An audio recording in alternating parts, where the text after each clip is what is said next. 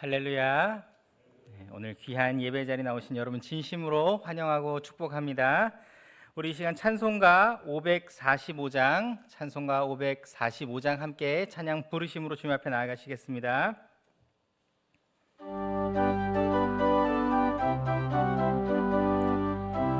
우리 힘찬 목소리로 찬양합니다. 이 눈에 아무 증거 아니 배여도 믿음만을 가지고 선을 걸으며 이 귀에 아무 소리 아니 들려도 하나님의 약속 위에 서리라. 걸어가세 믿음 위에 서서 나가세 의심 버리고 걸어가세 믿음 위에 서서 눈과 귀에 아무 증거 없어도 이 눈이 보기에는 어떠하든지 이미 얻은 증거대로 늘 믿으며 이 마음에 의심 없이 살아갈 때에 우리 소원 주 안에서 이루리. 걸어가세 믿음 위에 서서 나가세 의심 버리고 걸어가세 믿음 위에 서서 눈과 귀에 아무 증거 없어도 주님의 거룩함을 두고 맹세한 주 하나님 아버지는 참 미쁘다. 그 귀한 모든 약속 믿는 자에게 능치 못할 무슨 일이 있을까. 걸어가세 믿음 위에 서서 나가세 의심 버리고 걸어가세 믿음 위에 서서 눈과 귀에 우리 다시 한 번 더 걸어가세 믿음 위에 서서 나가세 의심 버리고 걸어가세 믿음 위에 서서 눈과 귀에 아무 증거 없어도. 아멘. 우리 한 장 더 찬양하기 원합니다. 바로 옆장에 546장 함께 찬양 부르시겠습니다.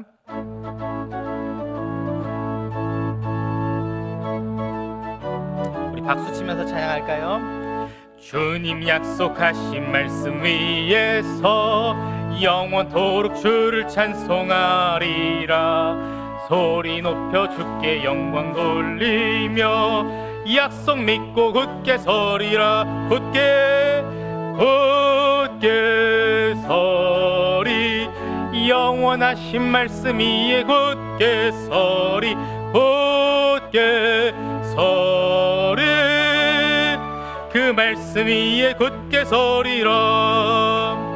주님 약속하신 말씀 위에서 세상 염려 내게 염습할 때에 용감하게 힘써 싸워 이기며 약속 믿고 굳게 서리라. 굳게 서리. 영원하신 말씀 위에 굳게 서리. 굳게 서리. 그 말씀 위에 굳게 서리라. 주님 약속하신 말씀 위에서 영원하신 주의 사랑이 믿고 성령으로 힘써 싸워 이기며 약속 믿고 굳게 서리라. 아멘. 굳게 서리. 영원하신 말씀 위에 굳게 서리.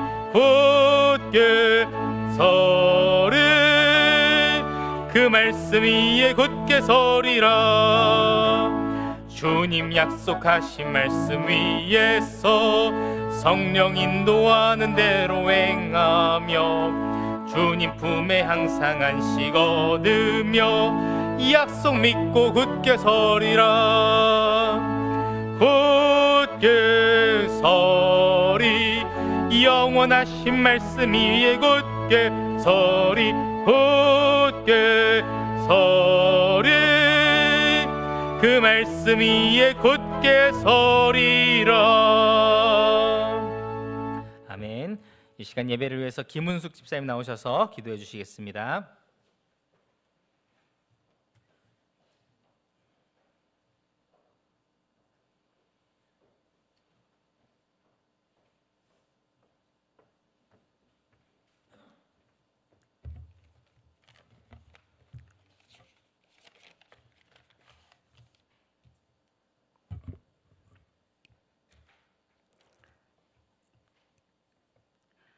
사랑의 하나님, 나의 힘이 되신 여호와여, 내가 주를 사랑하나이다. 날마다 주의 인자하심과 성실하심으로 인도하시고 이 시간 수요 예배를 드리게 하심을 감사드립니다. 하늘의 은혜와 소망으로 충만한 예배가 되게 하옵소서. 하나님 사랑, 이웃 사랑을 명령하셨지만 말씀에 순종하지 못한 죄를 용서하여 주옵소서. 주의 말씀 어찌하다가 가게 된 곳에서라는 말씀에 순종하는 바울처럼 예수 그리스도의 이심과 부활의 주님을 증거하여 풍성한 가을의 열매를 거둘 수 있도록 성령 충만하게 하옵소서. 우리 교회의 비전인 하나님의 아름다움을 전하는 교회가 되어 복음 전파에 힘쓰는 대한교회가 되기를 기도합니다. 전 세계적으로 발생하는 기후변화와 자연재해 그리고 전쟁에서 우리를 지켜주시고 우리의 마음이 온전히 하나님만을 바라볼 수 있도록 동행하여 주옵소서. 나라를 다스리는 위정자들에게 지혜와 총명을 주셔서 우로나 자에 치우치지 않게 하시고 하나님의 통치로 세워지게 하옵소서. 김성환 담임 목사님께 성령 충만, 말씀 충만, 지혜 충만케 하옵소서. 사모님의 기도에 응답하시고 자녀들을 축복하옵소서. 부목사님들과 전도사님들께도 같은 은혜를 주옵소서. 당회와 영화부에 이르기까지 각 기관이 각자의 소임을 잘 감당하여 하나님의 기쁨이 되게 하옵소서. 이 시간 말씀을 전하실 김성환 목사님과 함께하사 선포되는 말씀대로 능력을 나타나게 하시고 그 말씀을 통하여 우리의 마음이 변화되고 새롭게 되는 시간이 되게 하여 주옵소서. 수요 예배 자리에 함께하지 못한 성도들에게도 주님의 위로와 평강을 더하여 주시고 어느 곳에 있든지 주님의 은혜 가운데 있게 하옵소서. 감사드리며 예수님의 이름으로 기도드립니다. 아멘.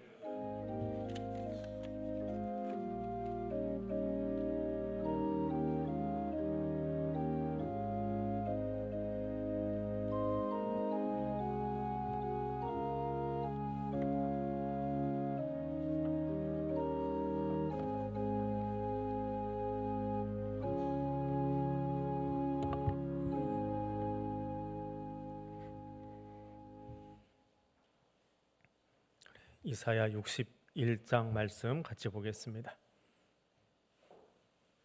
구약성경 이사야 61장입니다.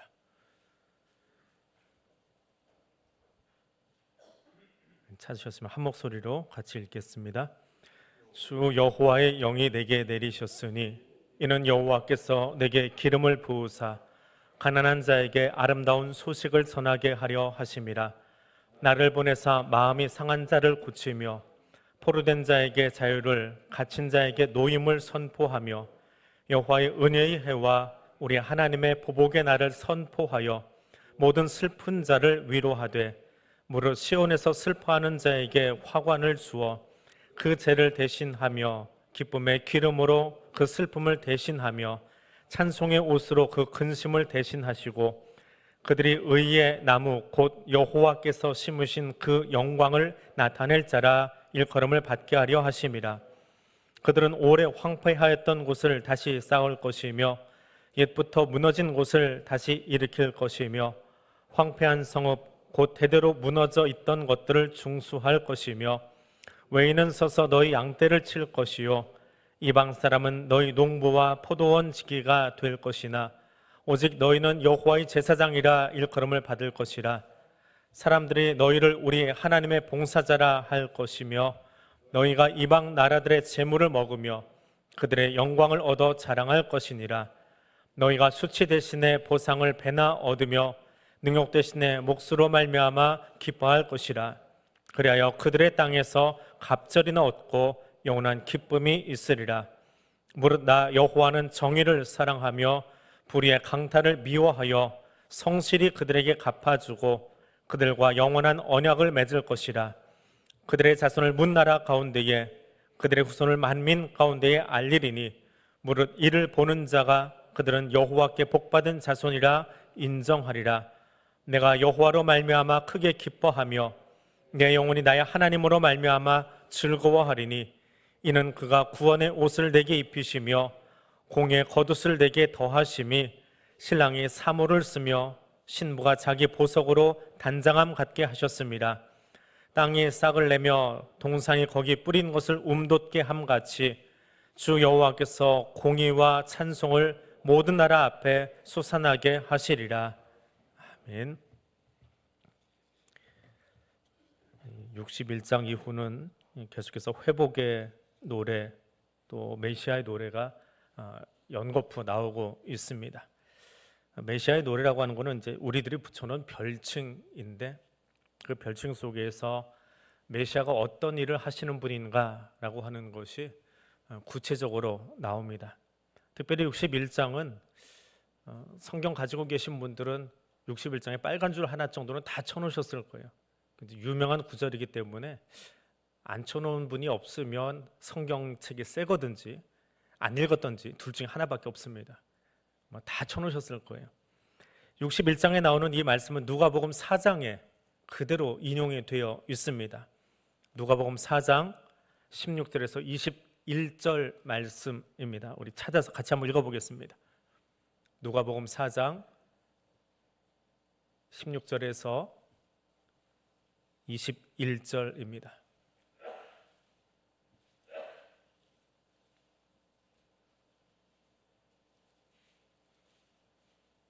신약에 있어요. 앞서 찾으시는 분이 보이는 것 같아서 누가복음 4장 16절에서 21절 같이 읽습니다. 예수께서 그 자라나신 곳 나사렛에 이르사 안식일에 늘 하시던 대로 회당에 들어가사 성경을 읽으려고 서심해 선지자 이사야의 글을 들이거늘 책을 펴서 이렇게 기록된 데를 찾으시니 곧 주의 성령이 내게 임하셨으니 이는 가난한 자에게 복음을 전하게 하시려고 내게 기름을 부으시고 나를 보내사 포로된 자에게 자유를 눈먼 자에게 다시 보게 함을 전파하며 눌린 자를 자유롭게 하고 주의 은혜의 해를 전파하게 하려 하심이라 하였더라. 책을 덮어 그 맡은 자에게 주시고 앉으시니 회당에 있는 자들이 다 주목하여 보더라. 이에 예수께서 그들에게 말씀하시되 이 글이 오늘 너희 귀에 응하였느니라 하시니. 아멘. 예수님이 공생에 시작하시면서 회당에 들어가서 말씀을 보십니다. 자, 회당에 들어가면 몇 번 이 회당의 규례를 설명드린 적이 있는데 회당장이 성경 한 곳을 펴니다. 이때 보는 성경은 70인역이라고 하는 성경을 유대인들이 보고 있었습니다. 예수님 오시기 한 300년쯤 전에 알렉산드리아에서 번역된 책입니다. 헬라어로 된 책이에요. 히브리어 성경은 이 사람들이 잊어버렸습니다. 그러니까 읽지를 못해요. 그러니까 우리가 훈민정음 보는 것처럼, 그래도 훈민정음은 읽을 줄 알잖아요. 반자음이 있고 뭐 순경음 비읍이 있고 하긴 하지만 읽어는 집니다. 근데 히브리어가 안 읽어지는 이유는 9세기까지 히브리어에 자음이 붙어 있는, 아니 모음이 붙어 있는 그런 히브리어 성경이 없었어요. 그다음 9세기가 주후 9세기가 되어서야 그 모음이 붙어 있는 소위 마소라 텍스트라고 하는, 그저께인가 새벽기도 시간에 잠깐 설명드린 적이 있어요. 그 마소라 텍스트가 나오기 전까지는 히브리어를 정말 그 사제들이 아닌 한은 읽지를 못했습니다. 그래서 이때 성경이다라고 하는, 신약 성경에 성경이다라고 하는 것은 70인역 성경, 헬라어로 된 성경을 이야기합니다. 그것도 구약 성경만 이야기하는 거예요. 그것을 회당장이 펴서 읽어줍니다. 임의로 회당장이 그날 정해진 순서에 따라서 임의로 읽는데 하필이면 어디를 읽은 거예요? 우리는 좀 누가복음을 보고 있었지만 어디를 읽은 거예요? 이사야서 어디요? 61장. 오늘 본문을 펴놓은 거예요. 자, 그리고 그것을 읽었습니다. 읽으면 회당장이 이제 성경을 펴놓고 읽는데 지목된 한 사람, 아무개가 나와서 이 성경을 읽고 이걸 설명해 보십시오. 지금처럼 뭐 목사만 설교하는 게 아니라 성인식을 거친 이스라엘 남자는 누구든지 이걸 설명을 할 수가 있어야 돼요. 자, 나와서 예수님이 오늘 본문을 읽고 요즘처럼 하면 소위 설교를 하시는 거예요. 근데 그 설교가 내용이 무엇입니까? 그게 21절이에요. 그러니까 설교 요약이에요. 설교 전문이 이렇다라는 게 아니라 예수님이 그날 이사야 61장을 읽고 이 설교 이것을 가지고 말씀을 풀어내셨는데 그 요약본이 21절입니다. 사실은 굉장히 길었을 것인데 그 요약본이에요. 그 요약이 뭐라고 되어 있습니까? 21절이요. 써 있는 대로 보시면 돼요. 이 글이 오늘 너희 귀에 응했다. 이사야서 말씀이 오늘 너희에게 응했다, 이루어졌다라고 하는 이야기예요. 61장은 어떤 내용이라고요? 메시아의 노래. 장차 메시아가 오시면 그분이 이런 일을 하실 거야 라고 하는 메시아의 노래인데 그걸 읽고 나서 30살 청년이 하는 말이 이것이 오늘 너에게 완성됐다, 이루어졌다라고 설교를 한 거예요. 분위기가 어땠을까요?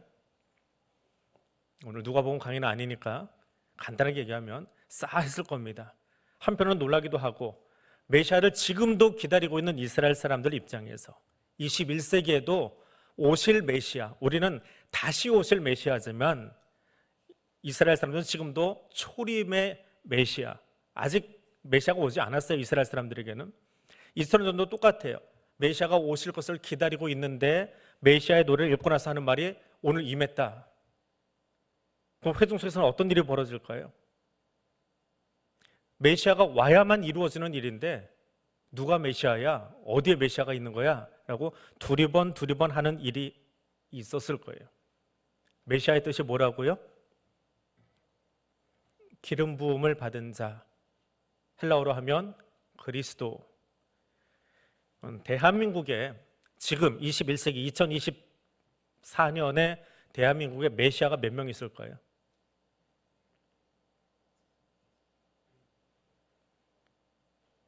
어떤 분이 설교 시간에 자료를 찾아가지고 이야기하시는데 50명이 있대요. 자칭 메시아들. 뭐 통일교도 그렇고 저기 이만희도 그렇고 우리는 굵직굵직한 가짜 메시아만 아는데 우리는 그 지리산 계룡산 가면 메시아들 많아요. 자칭 메시아들. 한국의 이단은 대부분 그쪽에서 나옵니다. 거기서 배워가지고 학습무당처럼 이렇게 배워가지고 그 교리 괜찮은 것 같아, 그거 따라하고 하면서 소위 학습된 메시아들, 가짜 메시아들이 대한민국에만 50명이 있대요. 그럼 예수님 당시는 어땠을까요? 그때도 많았어요. 그때도 굉장히 많았습니다. 그럼 메시아는 언제부터 등장했냐? 고레스도 메시아라고 부릅니다. 그러니까 우리가 아는 메시아는 아니에요. 고레스를 메시아라고 하는 것은 왕이기 때문에 기름 부음을 받은 사람은 왕과 선지자와 예언자들이거든요. 그래서 고레스도 메시아라고 불렀어요. 심지어 헤롯도 말을 살짝 바꿔가지고 메시아라고, 자칭 메시아라고 이야기를 하고 다녔습니다. 예나 지금이나 이 말씀이 선포된 이후로 지금까지 메시아들 참 많아요. 근데 우리는 누구를 메시아라고, 그리스도라고 고백합니까? 나사렛 예수 한 분이지요. 그래서 고백하는 것이 교회예요. 지금도 자칭 메시아들이 참 많이 있습니다. 그 예수를 메시아라고 고백한다면, 이거 오늘 메시아의 노래이고 예수님이 성취되었다라고 이야기하니까 예수가 메시아라고 저와 여러분이 좀 고백을 하면, 고백했잖아요. 나의 메시아는 예수시다 고백했잖아요.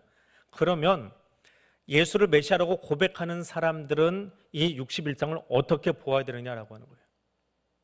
예수에 대한 설명은 접어도 괜찮아요. 왜냐하면 우리를 설명하면 그것도 자연스럽게 설명이 되기 때문에. 예수를 메시아라고 고백하는 사람은 61장 어떻게 보아야 되느냐? 2800년 전에 이사야가 장차 오실 메시아는 이런 분이야라고 했는데 그 메시아가 오셨어요? 안 오셨어요? 오셨어요? 안 오셨어요? 안 오셨다고 그러면 저기 이스라엘 가서 유대교인하고 살면 돼요. 오셨어요? 안 오셨어요? 오셨지요? 오셨는데 또 다시 오실 거예요. 다시 오실 메시아를 기다리는 거예요. 그럼 그 오신 메시아 예수를 나의 주라고 고백해요. 그래서 우리의 별칭이 뭐예요? 그리스도인, 메시아인, 마시아 히브리어로 하면, 헬라어로 하니까 그리스도, 그리스도에게 속한 사람, 메시아에게 속한 사람. 그럼 메시아에게 속했으면 우리는 어떻게 살면 돼요? 이렇게 살면 돼요. 61장처럼 살면 되는 거예요. 그러니까 61장을 보는 방법이에요. 메시아가 누구신가라고 하는 것으로도 보아야 되겠지만 내가 메시아에게 속한 사람이기에, 메시아이신 예수에게 속한 자이기에 예수님이 사신 방법, 예수님이 사신 모습대로 나도 그렇게 사는 거예요. 그럼 그 모습이 어떤 것이냐? 1절만 같이 읽어봅니다. 주 여호와의 영이 내게 내리셨으니 이는 여호와께서 내게 기름을 부으사 가난한 자에게 아름다운 소식을 전하게 하려 하심이라. 나를 보내사 마음이 상한 자를 고치며 포로된 자에게 자유를, 갇힌 자에게 노임을 선포하며. 우리가 가장 먼저 취할 태도가 뭐라고요? 어떻게 살아야 된대요? 방금 읽어놓고 침묵하면은 밥을 안 드시고 오신 건가요? 금식 중이신가요? 금식 중에도 대답할 수 있긴 했는데 어떻게 살아야 돼요? 어떻게 해요? 웅얼웅얼 하지 말고요. 방금 읽었어요. 우리 어떻게 살아야 돼요?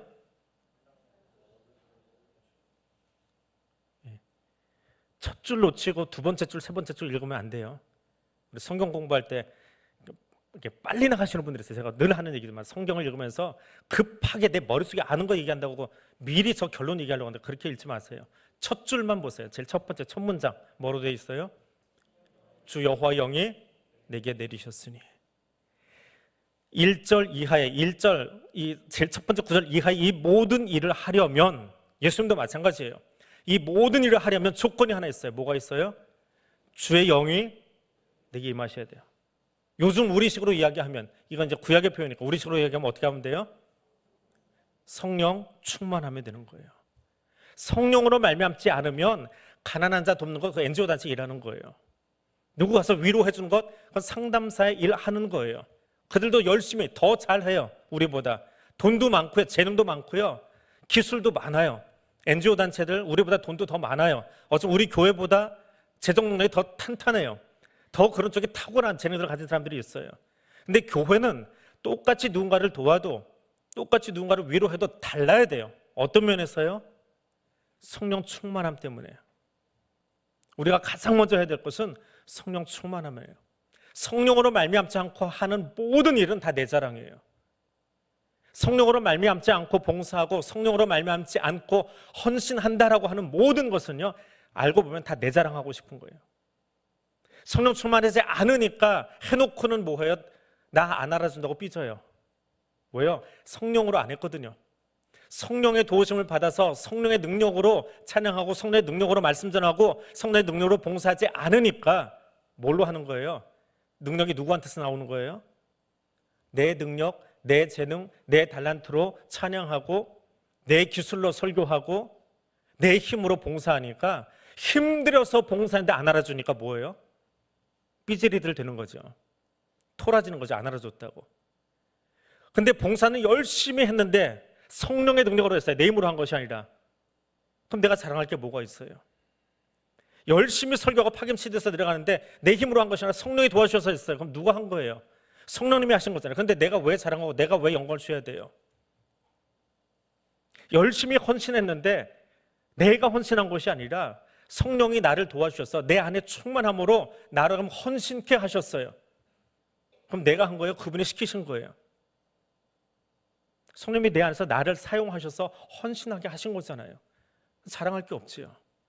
왜 삐져요? 그런데 성령과 상관없는 헌신, 말로만 헌신, 성령과 상관없는 봉사를 하고 있으니까 삐지는 거예요. 화나는 거예요. 알아주지 않는다고. 힘들고 내 능력으로 하려니까 힘에 부치는 거지요. 그래서 메시아 닮은 사람으로 살아가려면, 그리스도로 살아가려면 제일 먼저 해야 될 일이 뭐예요? 주의 영이 내게 임하는 것, 성령이 내게 임하는 것, 성령과 함께하는 것. 성령과 함께하는 교회가 여기 있으면, 성령과 함께하는 성도가 여기 있으면 이런 일을 하게 되는 거예요.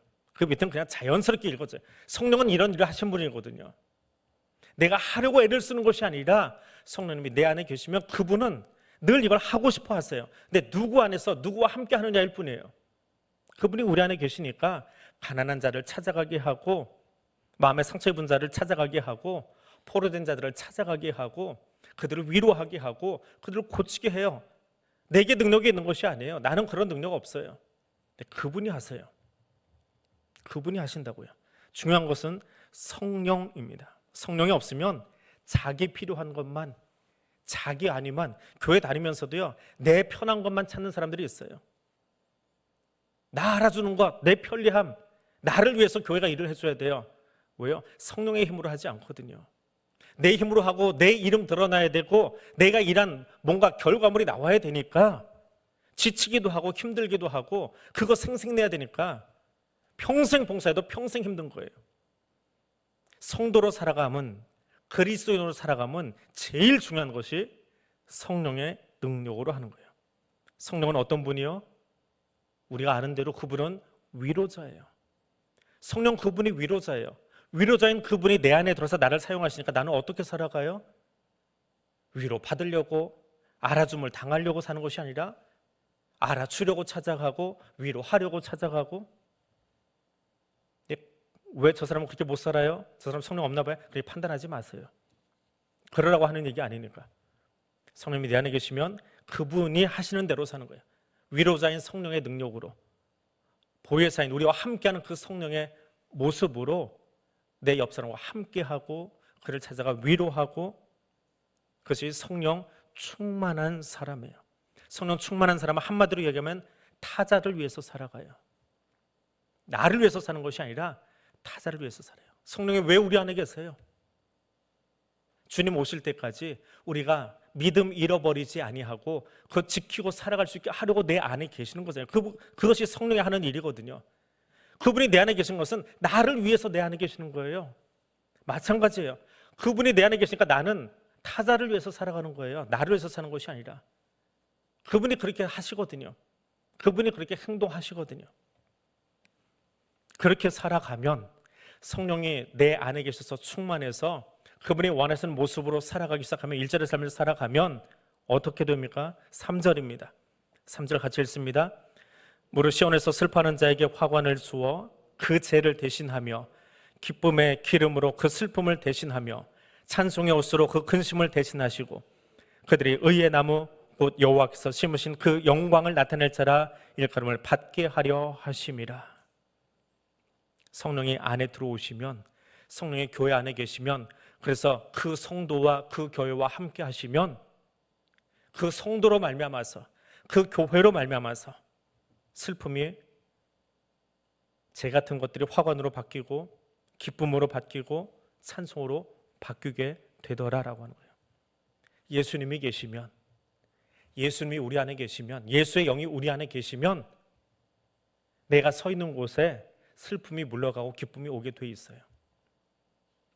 근데 예수 사람이라고 하는데 그 사람만 들어가면 분란이 생기고 그 사람만 들어가면 다툼이 생기고, 그럼 다시 봐야 돼요. 성령으로 말미암지 않아서, 성령으로 말미암지 않아서 그런 거니까. 메시아가 오시면 예수 닮은 사람들이 통치하고 예수 닮은 사람들이 지도자가 되고 예수 닮은 사람들이 직분을 맡고 예수 닮은 사람들이 기도하고 예수 닮은 사람들이 봉사하면 거기는 힘들었던 자리도 기쁨이 넘치고요, 슬펐던 자리도 웃음꽃이 피어나고요, 눈물을 흘리던 사람도 예수 닮은 사람이 없어 같이 기도해주면 그 눈물이 그치고 웃으면서 나갈 수 있게 되는 거예요. 내가 그 일을 하고 있는지, 내가 성령과 함께 그 사명 감당하고 있는지 돌아보세요. 성령이 함께 하시면 내가 일하지 않아도 괜찮아요. 그분이 하세요. 대학생 때 한 후배가 기도할 게 하나 있는데 혼자 하기는 무섭다고, 그때 저희 모교회 기도하는 방이 지하에 있었어요.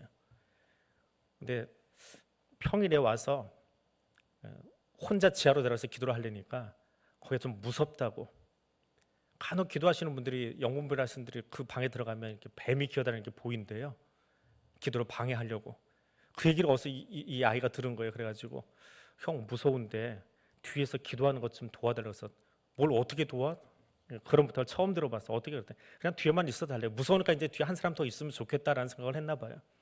그래서 같이 들어가서 그 후배는 제일 앞에, 강대상 앞에 가서 뭐가 그렇게 간절했는지 울면서 기도를 하고, 저는 뒤에서 멀뚱멀뚱 쳐다보고 있으면서 제가 울고 있는데 하나님 제 좀 도와주세요. 뭐 그거밖에 할 기도가 없는 거예요. 기도 내용도 모르고 뭘 기도하는지도 모르고. 그러니까 뒤에서 저 후배 좀 도와주세요. 그 말밖에 안 하고 한 30분쯤 있다가 기도 마치더니 나오는 거예요.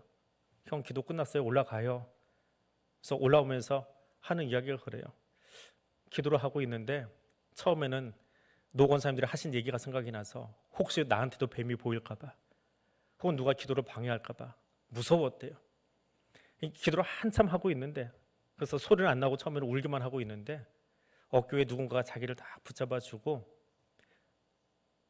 이렇게 막아주고 있는, 그 모든 것들로부터 자기를 막아주고 기도할 수 있도록 도와주고 있는 그런 어떤 기운을 느꼈다라고 이야기를 하더라고요. 나도 못 느꼈는데, 나는 뒤에 앉아있기만 했는데.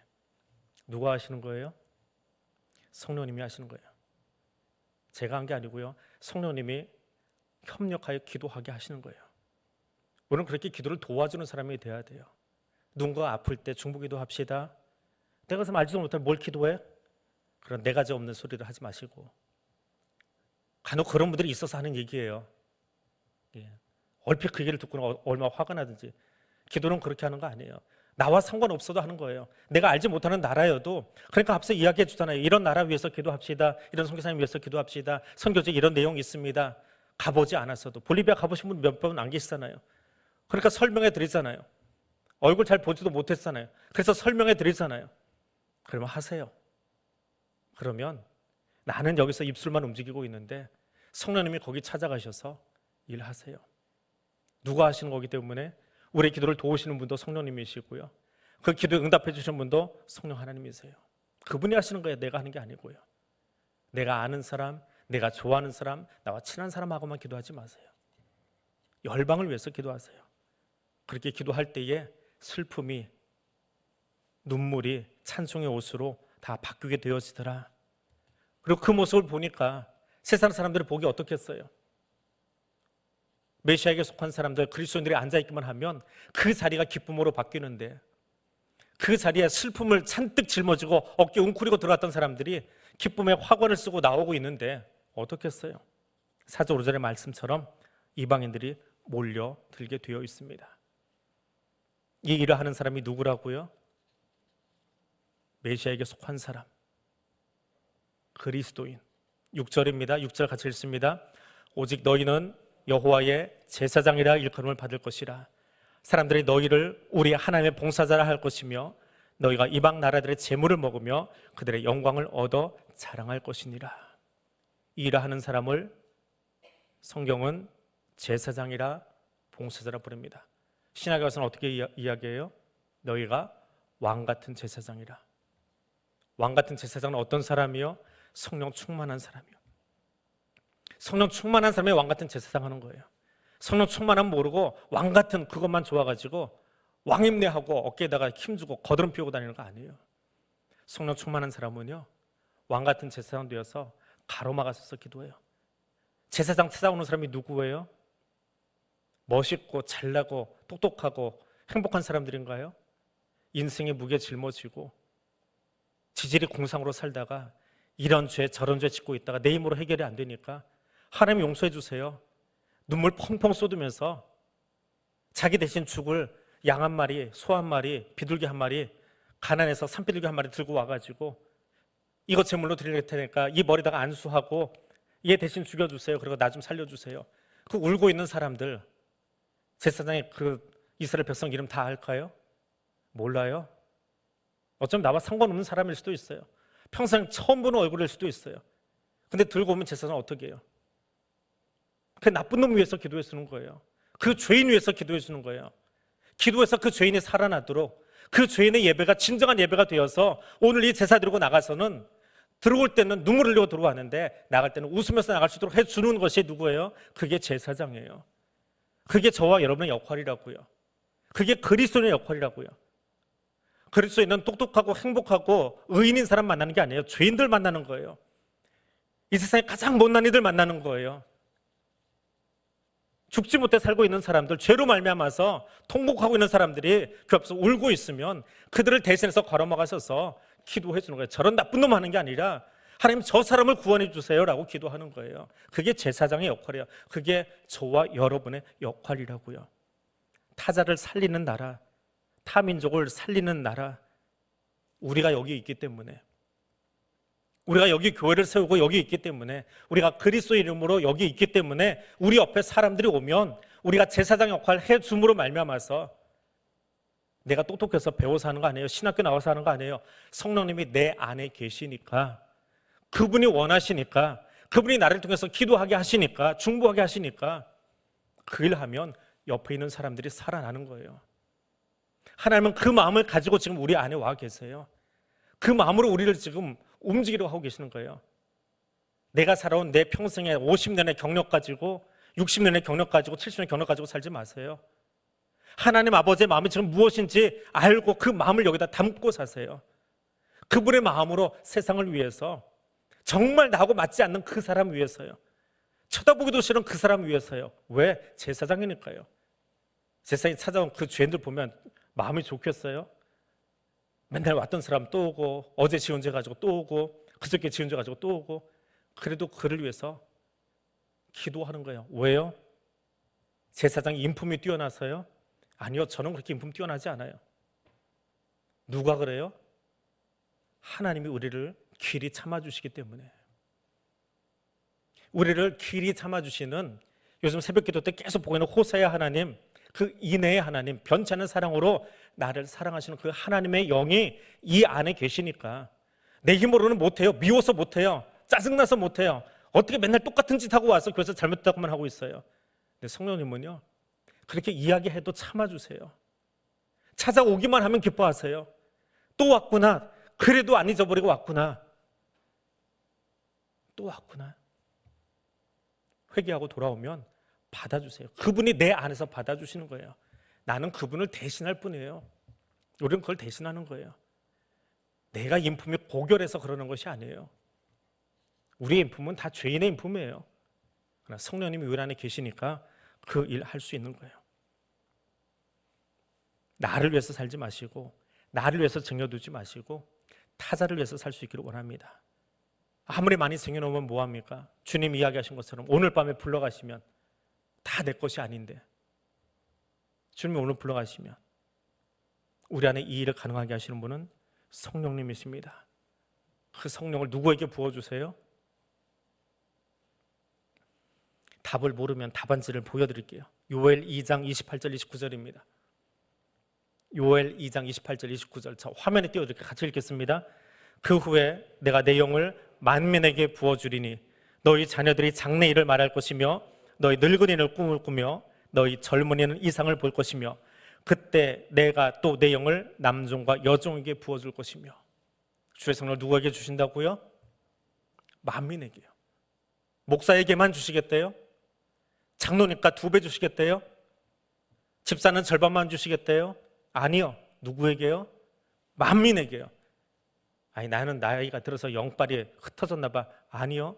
늙은에게도 주시겠대요. 젊은 자에게도 주시겠대요. 돈 많아서요? 아니요. 자유자도 종에게도 주시겠대요. 그 성령 여러분에게 있을 줄 믿습니다. 아멘 하신 분만 성령 충만할 줄 믿습니다. 구약에는 사사만, 예언자만 주의 영이 임했어요.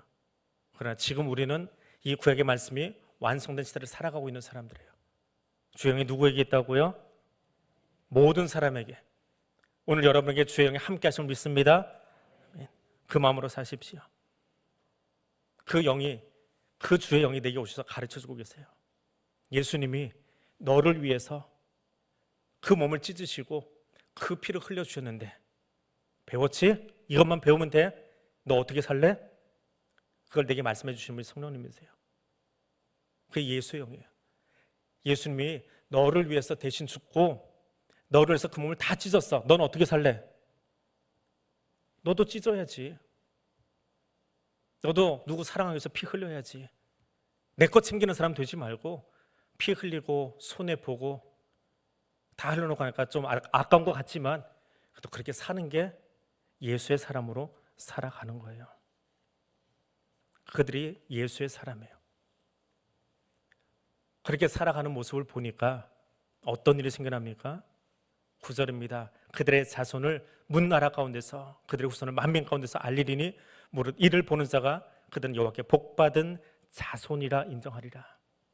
나만 그렇게 사는 게 아니라 내가 그렇게 살 때 내 자녀들도 다음 세대가 복을 받고, 세상 사람들이 교인끼리 하는 얘기가 아니라 세상 사람들이 성도를 보면서 예수 믿는 사람 보니까, 예수 믿는 아무개 가정의 그 아들 딸들 보니까 세상은 그저 지잘난 못에 자기 출세하겠다고, 자기 높아지겠다고 그래서 배우고 그래서 높은 자리에 가는데, 그리스도인은 올라가면 올라갈수록 더 많은 사람에게 베풀고, 많이 배우면 많이 배울수록 더 많은 사람들이 그것을 나누어 주고, 실력을 갖추면 갖출수록 누군가를 위해서 그것을 사용하려고 살아가더라.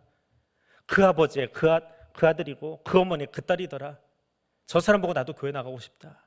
그 사람들을 칭송하게 되고 부러워하게 되더라. 이게 진짜 믿는 자의 가정이고요, 이게 진짜 믿는 교회의 모습이에요. 건물 잘 세워서 칭찬받는 게 아니라, 사람 많아서 칭찬받는 게 아니라, 거기 들락거리고 있는 사람들이, 예배 드리고 나오는 사람들이, 그들의 자녀들이 사는 모습을 보니까 진짜 복의 자손은 이런 거더라. 예수 믿으면 어떻게 됩니까? 어떤 삶을 삽니까? 예수 믿어서 행복하세요? 뭐가 행복이에요? 예수 믿어서 행복하시니까 아멘인데 뭐가 행복한 거예요? 이렇게 자신 있게 대답할 수 있으면 좋겠어요. 나 보세요. 나 행복하지 않은가? 나 좀 보세요. 예수 믿어서 내가 얼마나 행복한지 나 좀 보세요. 그러면 되잖아요. 뭘 말로 설명하려고 그래요? 예수 믿으면 행복하세요? 예수 믿으면 행복하세요? 나를 보세요. 내가 예수 믿으면 얼마나 행복한지. 그렇게 보여줄 수 있는 사람, 그러면 정말 잘 사는 거예요. 정말 예수 잘 믿는 거예요. 근데 그 말이 나오지 않으면 다시 나를 좀 다듬어야 돼요. 사실은 나 보세요 하면 돼요. 나 보세요. 전도지 한 묶음 안 들고 나가도 돼요. 물론 하지 말라는 거 아니에요. 들고 나가는데 가서 나 좀 보세요. 내 얼굴이 어떻게 생겼나? 나 좀 보세요. 내 눈빛이 어떻게 생겼나? 예수 믿어서 내 눈빛이 이래요. 예수 믿어서 내 모습이 이래요. 예수님 때문에 내가 이렇게 웃고 있어요 라고 말할 수 있는 사람, 그 사람만큼 최고의 전도지가 어디 있어요? 수백만 원 들여서 전도지 안 찍어도 괜찮아요. 나 좀 보세요. 내 걷는 모습 좀 보세요. 나 회사 생활하는 모습 좀 보세요. 그거 말할 수 있으면, 그걸 보여줄 수 있으면 가장 멋있는 그리스도인 아닐까요? 여러분 보면 예수님 때문에 행복한 것이 옆 사람에게 보이고 있습니까? 너무 어려운 질문인가요? 보여주세요. 그거 보여주세요. 그래서 지금 옆 사람에게만이 아니라 나가서 골목 걸어가면서 여러분 걸음걸이만 봐도, 여러분 뒷모습만 봐도 지나가는 사람들이 이 밤에 저 건물에서 나오는 사람들 걸음걸이가 너무 행복해 보인다, 나도 저 걸음걸이 담고 싶다라고 말할 수 있는 그 걸음 걸어가실 수 있기를 바랍니다. 거기에 기쁨의 찬송이 가득합니다. 예수의 사람이 있기 때문에, 메시아가 있기 때문에, 주의 영이 우리와 함께하기 때문에 그렇습니다. 그 안에는 찬송이 가득해요. 어떤 찬송이요? 하나님의 마음을 아는 사람들, 그 마음으로 살아가는 사람들, 그것이 오늘 우리의 소원되고 우리의 노래가 되고 우리의 찬송이 될 수 있기를 원합니다. 이 시간 우리 같이 찬양 한 곡 하고 오늘 수요 기도에 마치겠습니다. 아버지, 당신의 마음이 있는 곳에 나의 마음이 있기를 원합니다. 아버지, 당신의 눈물 고이는 곳에 나의 눈물이 고이기를 원합니다. 아버지, 당신이 울고 있는 그 땅에 나도 같은 마음으로 같이 울며 그곳을 향해 달려나갈 수 있기를 원합니다. 이 찬양 함께 부르겠습니다.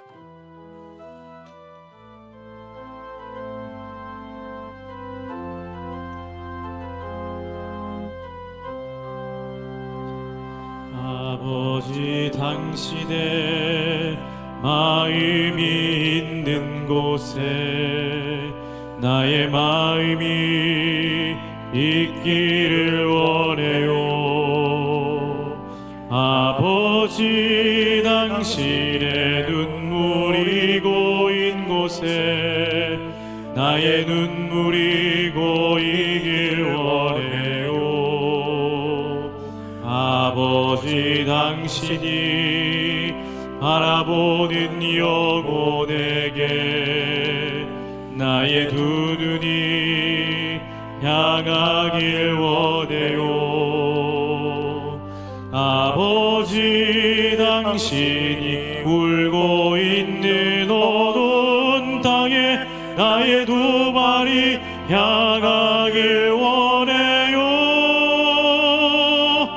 나의 마음이 아버지의 마음 알아. 내 모든 뜻 아버지의 뜻이 될 수 있기를 나의 온몸이 아버지의 마음 알아. 내 모든 삶 당신의 삶 되기를 나의 마음이 아버지의 마음 알아. 나의 마음이 아버지의 마음 알아. 내 모든 뜻 아버지의 뜻이 될 수 있기를 나의 온몸이 아버지의 마음 알아. 내 모든 삶 당신의 삶 되기를. 기도하겠습니다. 이 시간 주의 성령께서 우리 안에 함께해 주심을 믿습니다. 이 시간 주의 성령께서 우리 안에 계심으로 하늘아버지의 마음이 무엇인지 알게 해 주실 줄로 믿습니다. 주여, 아버지의 마음을 우리에게 보여주옵소서, 들려주옵소서. 그리고 하나님 아버지가 바라보는 그곳, 하나님 아버지의 마음이 머무는 그곳에 나의 눈과 나의 마음과 나의 발걸음이 향하고 바라보고 고정되기를 원합니다. 주여, 우리를 그렇게 사용하여 주옵소서. 예수님 이름으로 기도드립니다. 아멘. 하늘에 계신 우리 아버지, 아버지의 이름을 거룩하게 하시며 아버지의 나라가 오게 하시며 아버지의 뜻이 하늘에서와 같이 땅에서도 이루어지게 하소서. 오늘 우리에게 일용할 양식을 주시고 우리가 우리에게 잘못한 사람을 용서하여 준 것 같이 우리의 죄를 용서하여 주시고 우리를 시험에 빠지지 않게 하시고 악에서 구하소서. 나라와 권능과 영광이 영원히 아버지의 것입니다. 아멘.